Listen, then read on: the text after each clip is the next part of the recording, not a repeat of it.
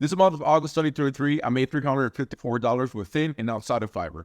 My name is Armando. I'm a level 1 seller here in Fiverr. Got to lay down a few observations, comments, and some things are going to be elaborated throughout the entire month of September. So without further ado, let's get into it. Great. So this will be a quick rundown of August 2023 with a few pointers. This shouldn't be too much of a long video, so stick to the end. Should be less than 3 minutes. And as always, if you have any comments about keyword research or if you want to know a few keywords for your gigs, send me a comment. I'll be more than happy to help you and send you some free keywords for your growth of your gigs.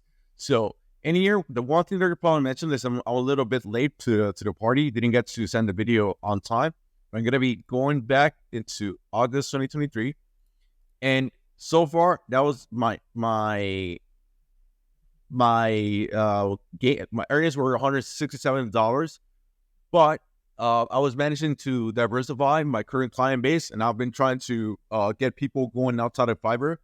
I know it's a little counterintuitive for most people in here, but I can probably appreciate the 20%, like the effort that they make for 5%.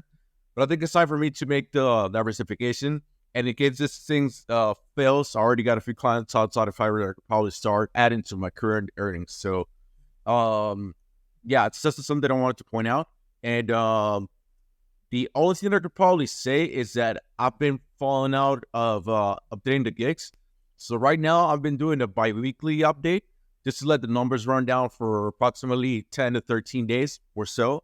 And I'm just looking at the top keywords in here and trying to update any elements of my gigs. So I've been just updating keywords, and so far the traffic is being pretty much steady, but I still wish it could be much more. So it's not a promise like it's going to be working for you, but still it's going to be something that'll keep your gig with good traffic. This is like my most popular gig, but it does not bring me the most money. Even though I've been focusing more on cycling blogs, still need to work in it.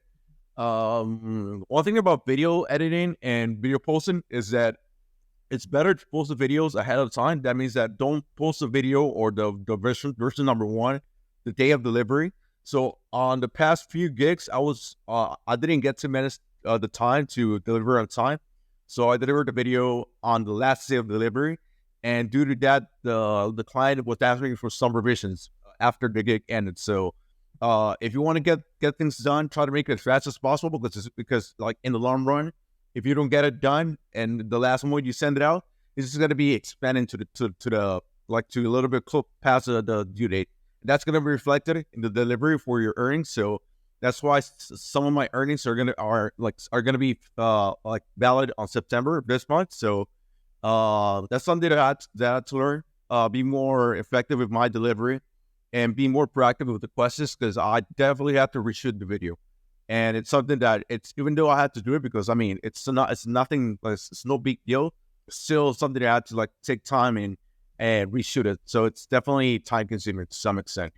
Another thing that I could probably mention is the current status of the accounts.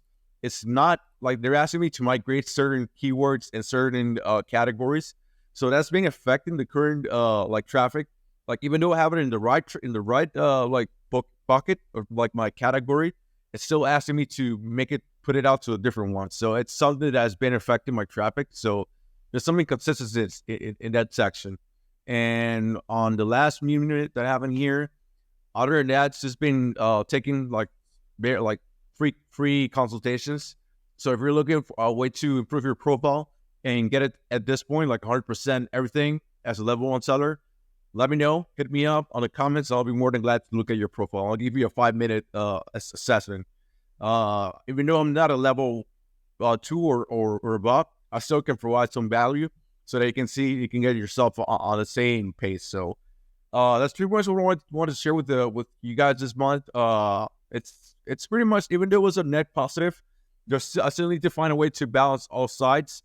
And I'm still thinking about how many people would I want to have outside of Fiverr, and how many people or clients would I want to have inside of Fiverr. So yeah, that'll be everything for this month, and I'll keep you guys updated on the upcoming 2 weeks. So yeah, thank you. Bye.